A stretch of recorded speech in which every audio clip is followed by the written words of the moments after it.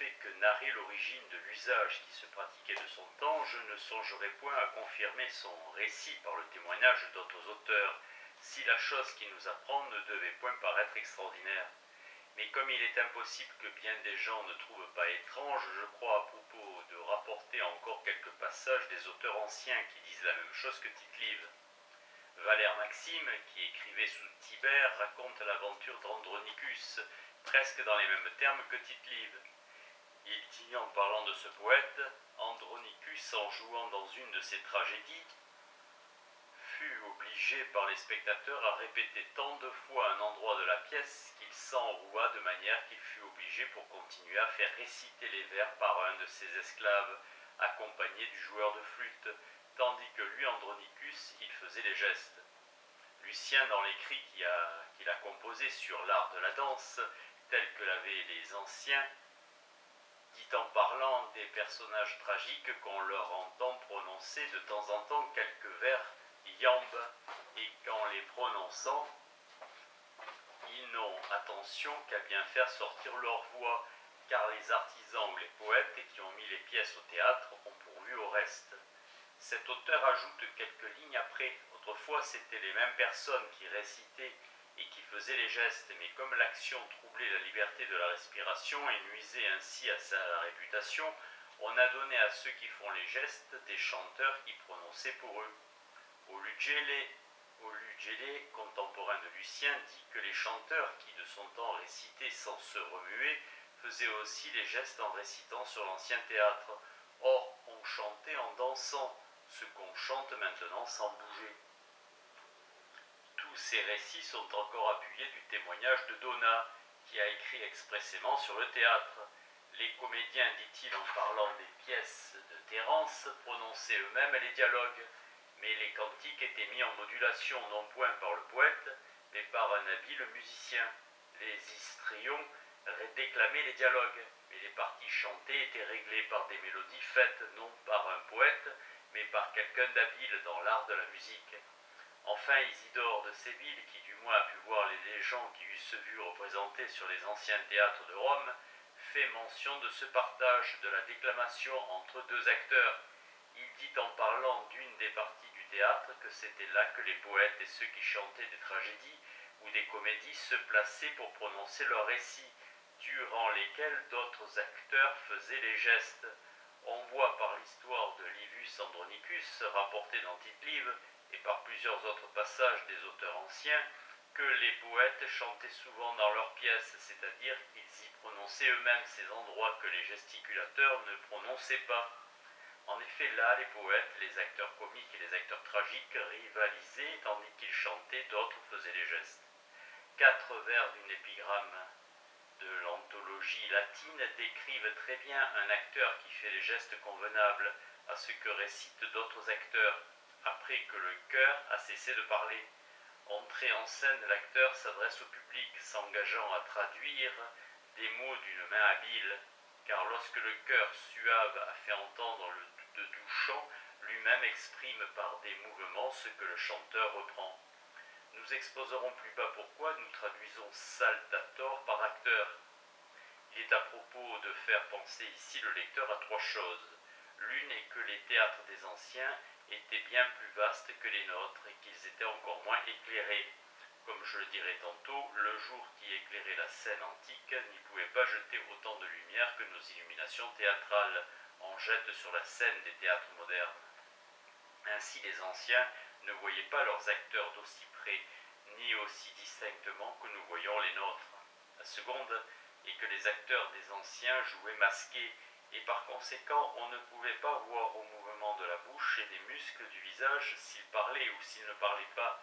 Ainsi le spectateur ne sentait pas le ridicule qu'on imagine d'abord dans 2 personnes dont l'une ferait des gestes sans parler tandis que l'autre réciterait sur un ton pathétique et les bras croisés.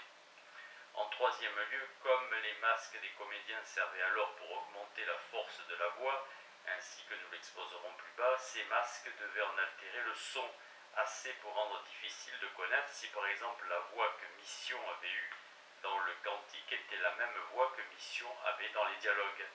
Suivant les apparences, on choisissait un chanteur dont la voix approcha autant qu'il était possible possible de la voix du comédien, et l'on peut croire qu'il n'était plus possible de reconnaître les deux voix et de les distinguer quand elles avaient passé par le masque.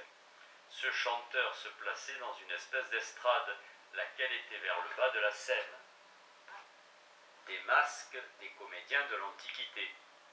Je crois devoir faire ici une espèce de digression sur les masques dont les comédiens grecs et les comédiens romains se couvraient la tête en jouant. Elle aidera à mieux entendre ce qu'il me reste à dire sur le partage de la déclamation entre le gesticulateur et le chanteur. Est-ce qu'il avait introduit en Grèce cet usage? Diomède nous dit bien que ce fut un Rosius Gallus qui le premier porta un masque sur le théâtre à Rome pour cacher le défaut de ses yeux qui étaient bigles, mais il ne nous dit pas quand Rosius vivait. Cet usage s'est même conservé en partie sur les théâtres modernes. Plusieurs personnages de la comédie italienne sont masqués, quoique nous n'ayons jamais fait prendre le masque à tous nos acteurs comme les anciens. Néanmoins, il n'y a pas encore longtemps qu'on se servait assez communément du masque sur le théâtre français dans la représentation des comédies. On s'en servait même quelquefois dans la représentation des tragédies. Le masque, quoique banni de nos tragédies, ne l'est pas encore entièrement de nos comédies. Tous les acteurs des anciens jouaient masqués, et chaque genre de poésie dramatique avait des masques particuliers. Dans le traité de Lucien, intitulé Le Gymnase, et qui est en forme de dialogue entre Solon et le Cid d'Anacharsis, ce dernier dit à Solon, qui venait de lui parler de l'utilité des tragédies et des comédies: « J'en ai vu jouer au bacchanal. Dans la tragédie, les acteurs sont montés sur des espèces d'échasses, et ils portent des masques dont la bouche est d'une ouverture énorme. Il en sort avec fracas des mots graves et sentencieux. Dans la comédie, les acteurs chaussés et vêtus à l'ordinaire ne crient point si haut, mais leurs masques sont encore plus ridicules que ceux des premiers. Il est vrai qu'à l'aide de ces masques, l'acteur paraissait aussi conforme qu'il le voulait au caractère qu'il devait soutenir. Les acteurs anciens, tant ceux qui jouaient la tragédie que ceux qui jouaient la comédie, avaient plusieurs masques et ils en changeaient. L'attention portée aux masques est fort grande chez les acteurs comiques et tragiques.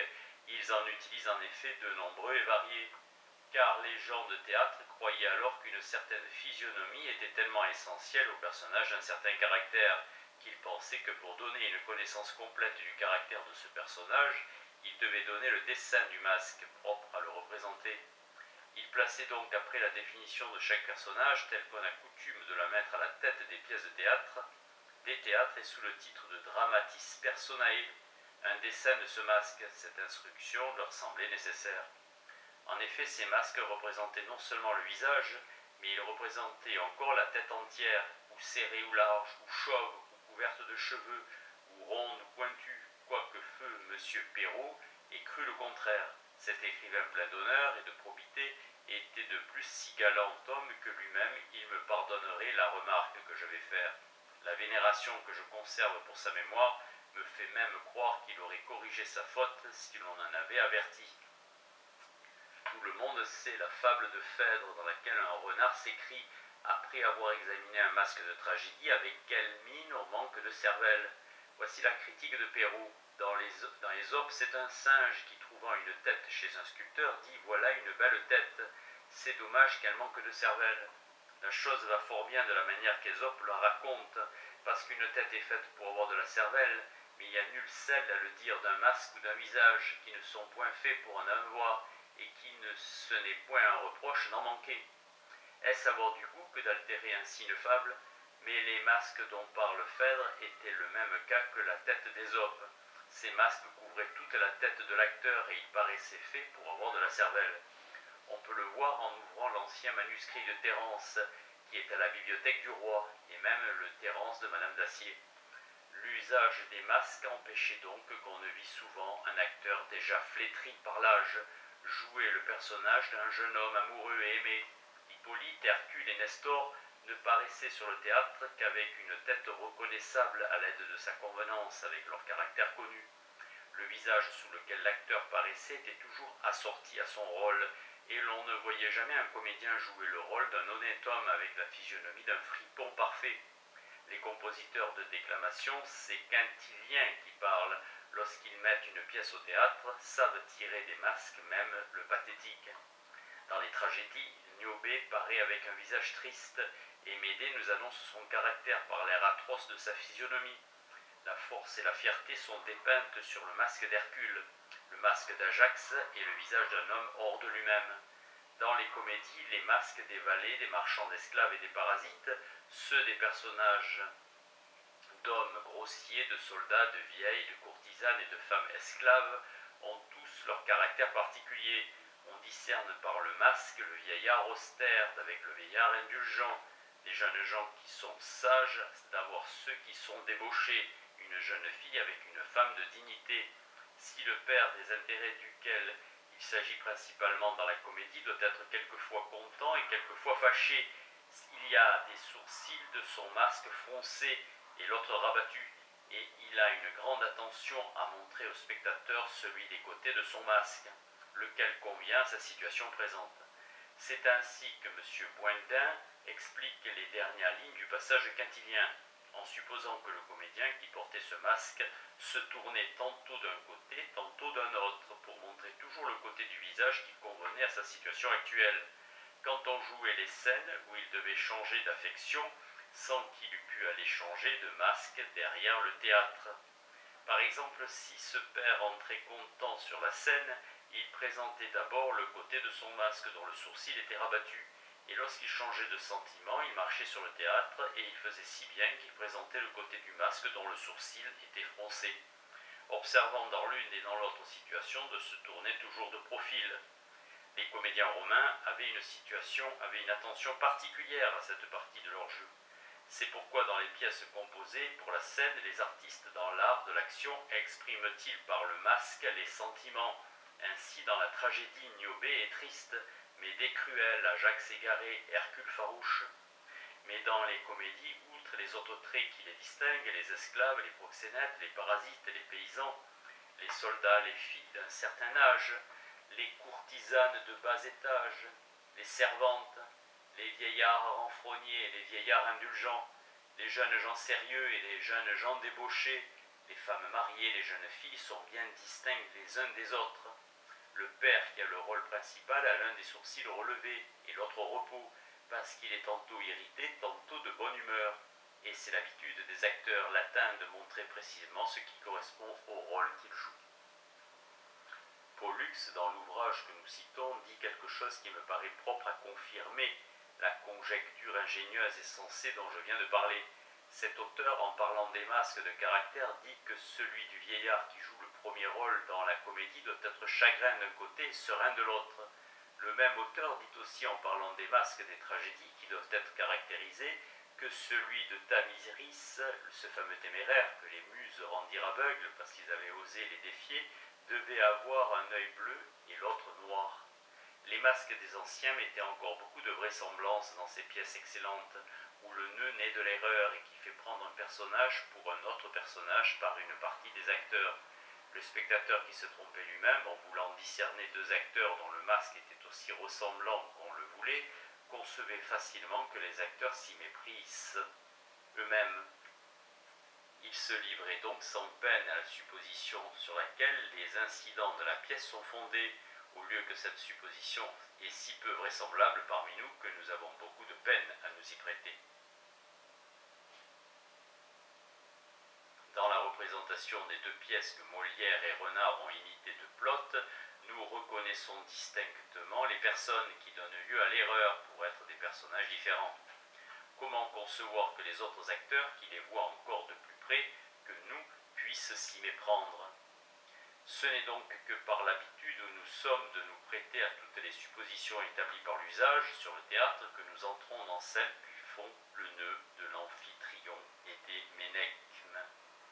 Et je ne conseillerais à personne de composer une comédie française toute neuve, dont l'intrigue consista dans un pareil embarras. Ces masques donnaient encore aux anciens la commodité de pouvoir faire jouer à des hommes ceux des personnages de femmes dont la déclamation demandait des poumons plus robustes que le sont communément ceux des femmes, surtout quand il fallait se faire entendre en des lieux aussi vastes que les théâtres l'étaient à Rome. En effet, plusieurs passages des écrivains de l'Antiquité, entre autres le récit que fait Aulu Gellé de l'aventure arrivée à un comédien nommé Paulus, qui jouait joué le personnage d'Électre nous apprennent que les anciens distribuaient souvent à des hommes des rôles de femmes.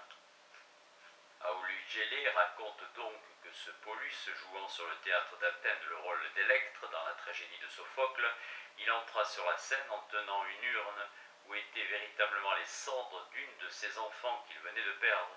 Ce fut en l'endroit de la pièce où il fallait qu'Électre parût, tenant dans ses mains l'urne où elle croit que sont les cendres de son frère Oreste. Comme Pollux se toucha excessivement en apostrophant son urne, il toucha de même toute l'assemblée. Juvénal dit en invectivant contre Néron qu'il fallait mettre au pied des statues de cet empereur des masques, des thyrses, la robe d'Antigone, enfin, comme une espèce de trophée qui conserva la mémoire de ses grandes actions. Cela suppose manifestement que Néron avait joué le rôle de la sœur d'Éthéocle et de Polynice dans quelques tragédies. On introduisit aussi à l'aide de ces masques toutes sortes de nations étrangères sur le théâtre, avec la physionomie qui leur était particulière. Le masque du Batave aux cheveux roux et qui est l'objet de votre risée fait peur aux enfants, dit Martial. Ces masques donnaient même lieu aux amants de faire des galanteries à leur maîtresse. Suétone nous apprend que lorsque Néron montait sur le théâtre pour y représenter un dieu ou un héros, il portait un masque fait d'après son visage. Mais lorsqu'il y représentait quelques déesses ou quelques héroïnes, il portait alors un masque qui ressemblait à la femme qu'il aimait actuellement. Les masques de héros et de dieux, de même que de déesses, étant faits à la ressemblance de son propre visage, ou de ceux des femmes qui eurent tour à tour ses faveurs.